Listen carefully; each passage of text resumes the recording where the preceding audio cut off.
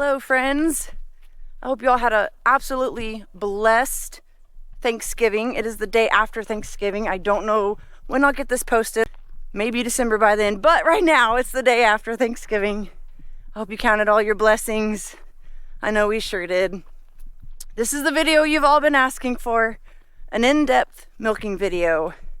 We had a milk hand call in last minute, but I cannot wait till after milking to get the calves fed. It's pitch black by the time we get out of the barn. So I went and got calves fed, and I'm basically going to be the third wheel tonight for the 4 p.m. milking.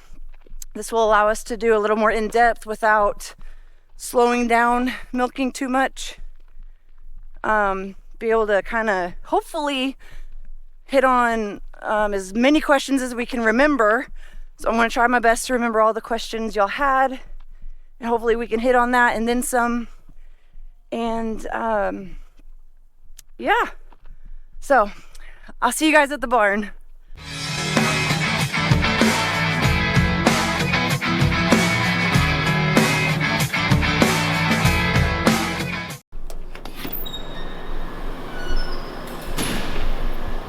Okay, right in the front door we have our 6,000 gallon milk tank.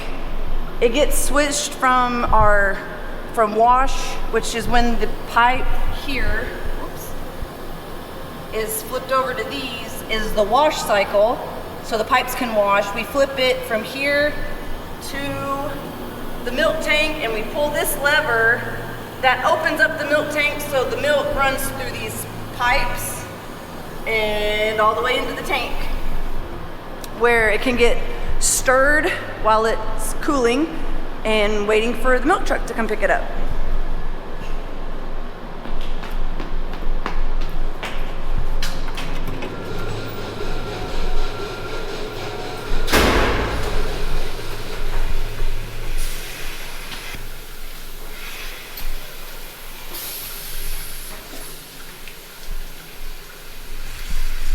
I'm just on time, aren't I?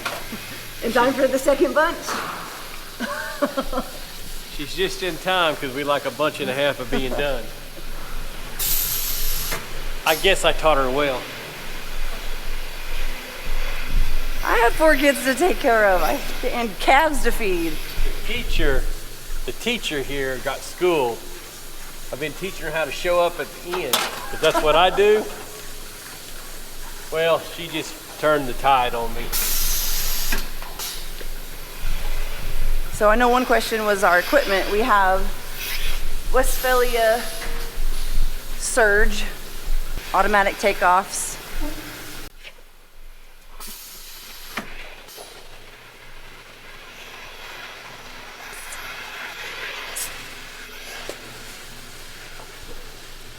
Our high-tech hose holder. That's to hold the milk hose up so they don't kick it off. They're expensive. So when I go to milk, I'll push the manual. It'll turn it on.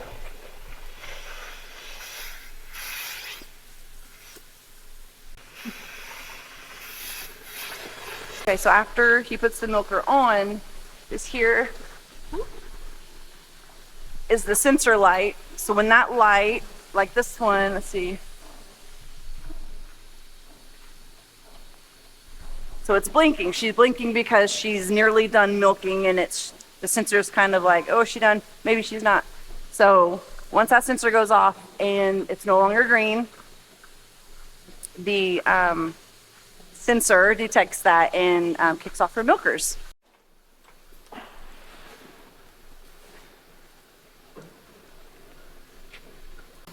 So now we're going to dip them before we turn them out.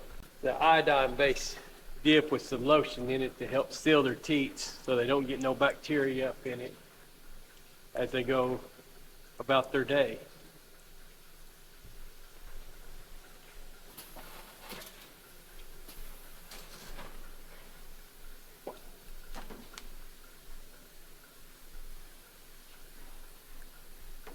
Now,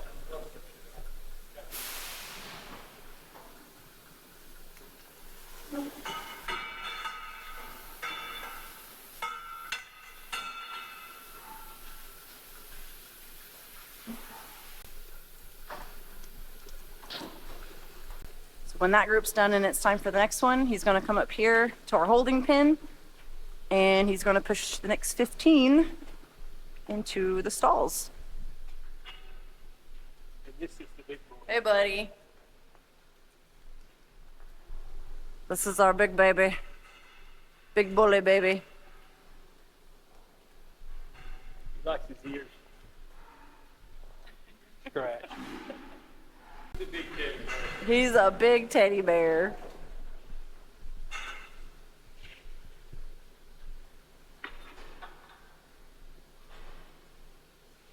Teddy bear.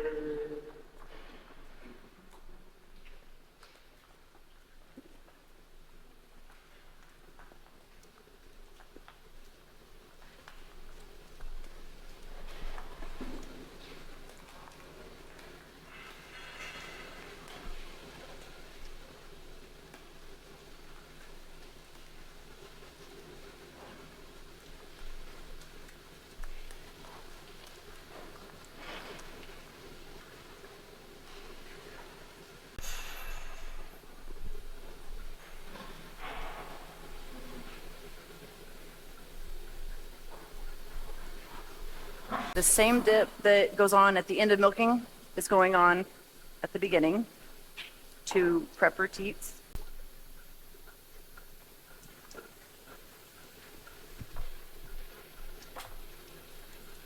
He's going to take a microfiber cloth. And we'll wipe them down. Then we're going to strip.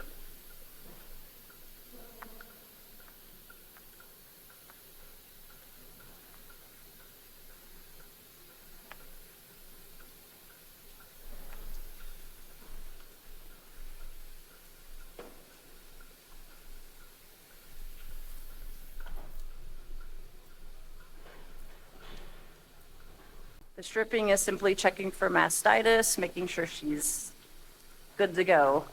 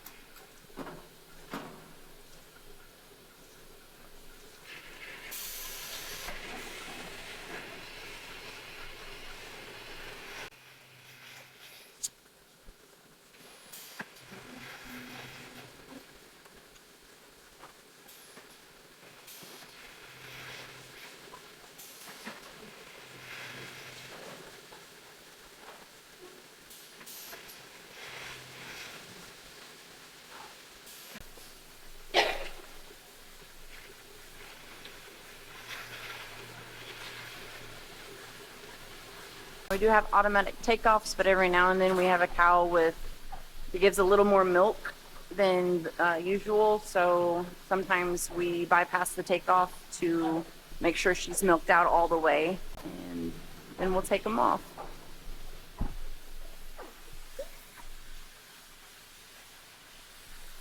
See here, these two teats are clearly different sizes. So she squeaks a little bit. You gotta kind of lift up. That's what this is for. Take some of the weight off when they're a little uneven.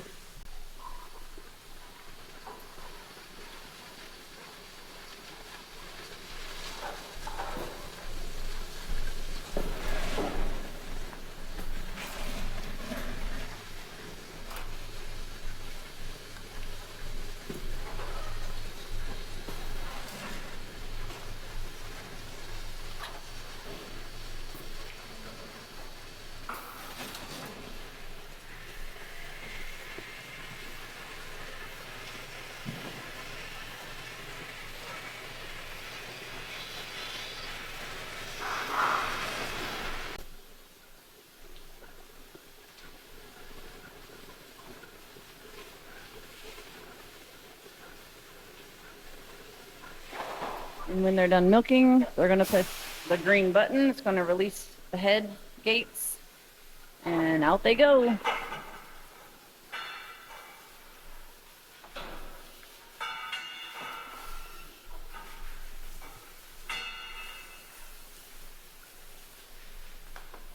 You ladies are headed back to the freestall barn where my father-in-law is putting out their dinner.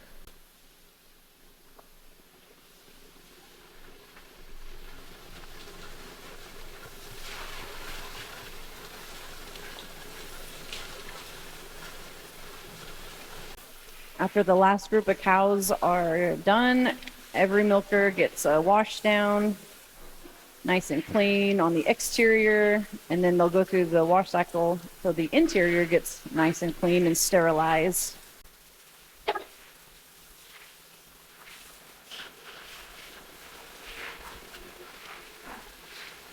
So that was our last 15 on this side. So this side, it is now wash time for this side while we wait for our actual last 15 to get done over here.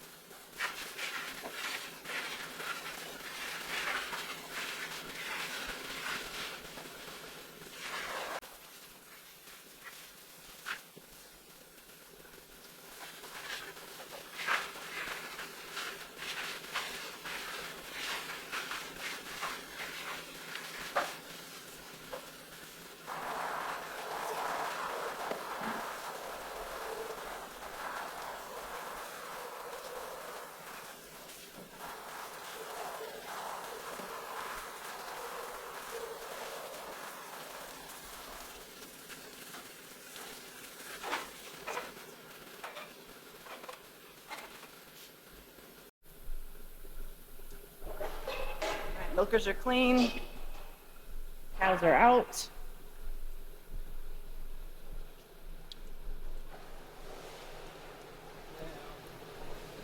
We're gonna go down here and make sure these tanks here are pumped all out of milk to the big bulk tank in there. Kick the motor on manually, pump all the milk to the big tank. Do each side, and then we'll blow some air down it to blow all the lines clean of milk so we can get every last drop into the bulk tank so we can send it on to you guys.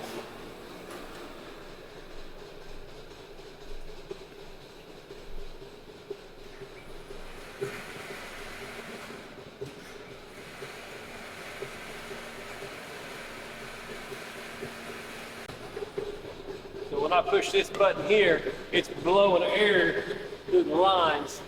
It takes about 60 seconds to clean all the milk out of the lines. As much as we can get. We can't get it all, but we can get most of it. It goes through here and it goes through a strainer process before it gets to the tank. Then the big truck will come, tanker truck will come, pick it up, haul it to the plant to go through its process there, put it in jugs, and be in a store near you in about 72 hours.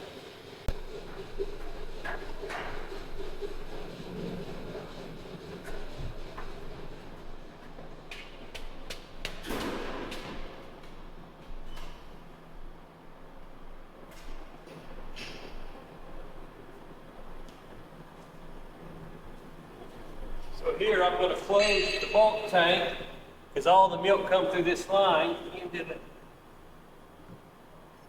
the tank here.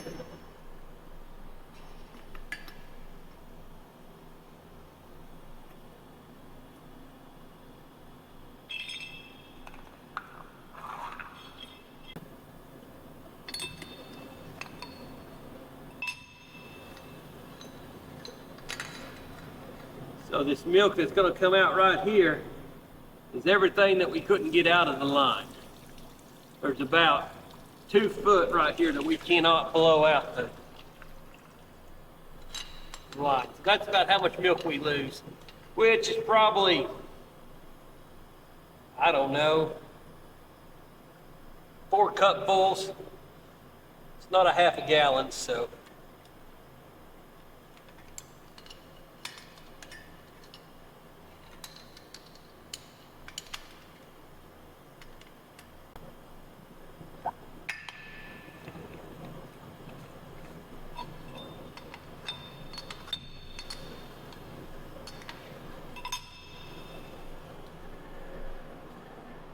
Now we'll go over here, we'll pull the strainer out.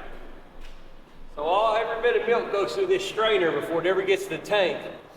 This strainer's deal is to catch if we missed any dirt or anything that we didn't get wiped off good, this strainer should catch it.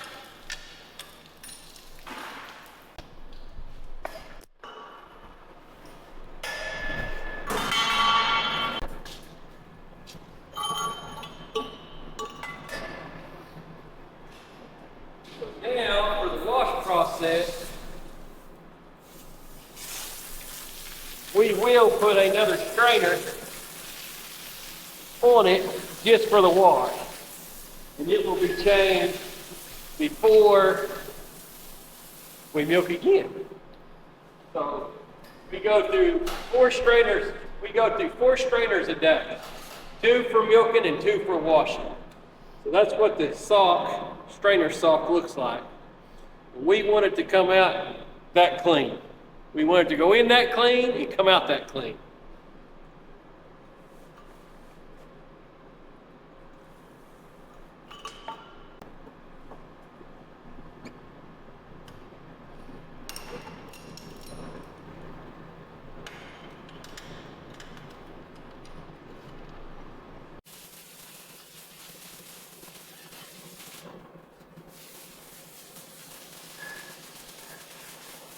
So now I've turned it on to wash, and with that, it'll fill up with water, and it's lukewarm water, and this will be what rinse water.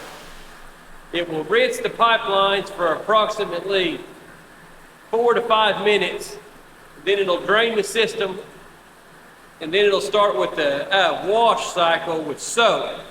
And that water, we run water in there at 190 degrees.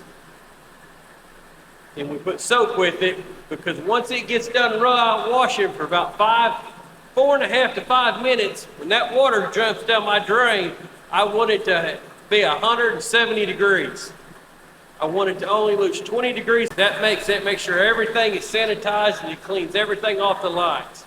Then after it does that, it'll go back to another lukewarm cycle and we'll run acid through it.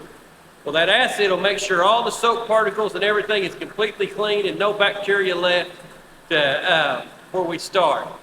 Then, before we start again, we will run it through a chlorine cycle just to make sure everything is sanitized and completely clean before we start milking.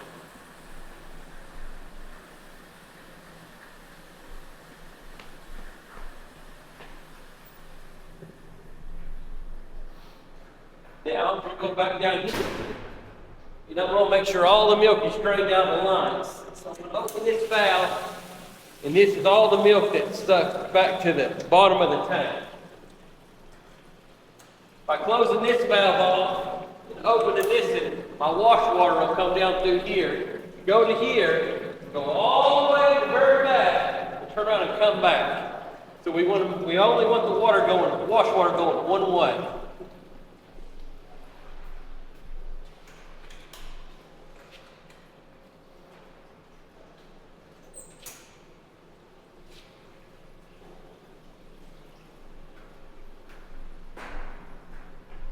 And when it's going through the wash cycle, if you walk through here and you touch this line, you can't hold it very long because it'll burn your hand.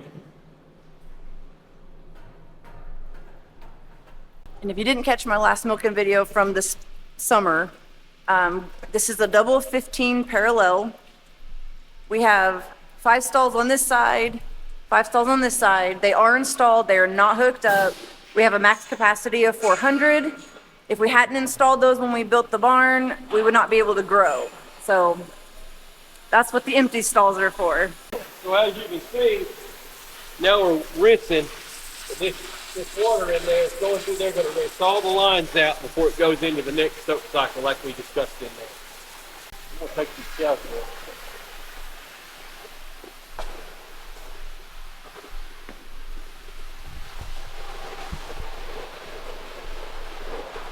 So Drake is scraping the floors. We scrape all the manure to the back of the barn, and then it then gets washed, kind of like when you see Steiger flushing the freestall barn. Same thing up here, it gets flushed the same way. So now that he's got the wash cycle going, at the end of milking, one of the last things we do is we're going to walk down here. We're going to close these gates. These gates stay closed. The cows up in the morning to milk, they go into the right spot. If you're not open and turn right, you get cows in all different places, and it's not so good at 4 o'clock in the morning. Nothing's fun at 4 o'clock in the morning. Hang on, let me find my light. Okay. There you are. So we take this little walk down here and make sure all the cows are in the right spot for the night, because we keep them in 2 different groups. Make sure the gates are where they should be. Make sure the gates are turned, because once again, if the gates ain't turned right at 4 o'clock in the morning, it's not fun.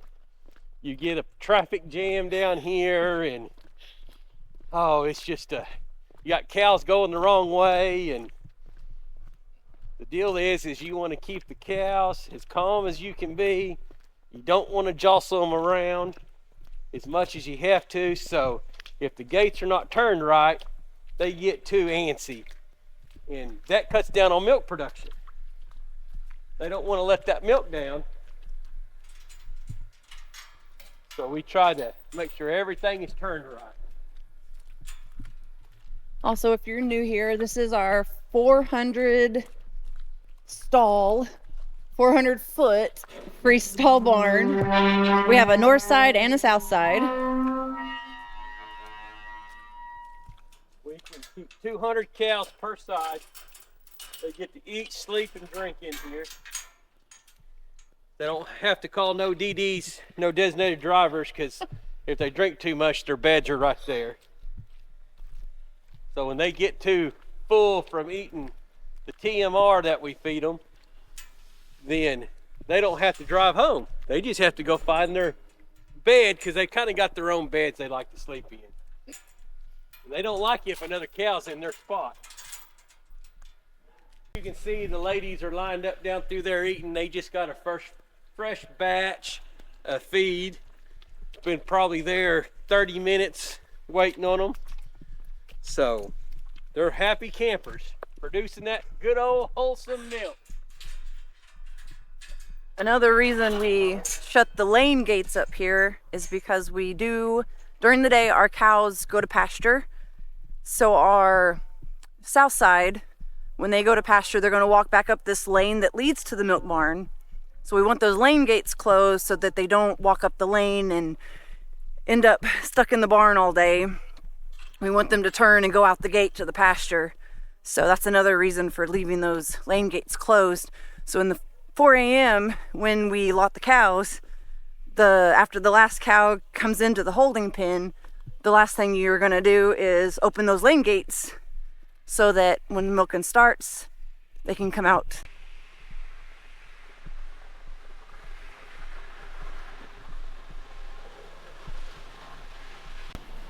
All right, guys, that is that's the end of the milking process. I am so sorry I showed up late to milking. Hopefully the boss don't fire me.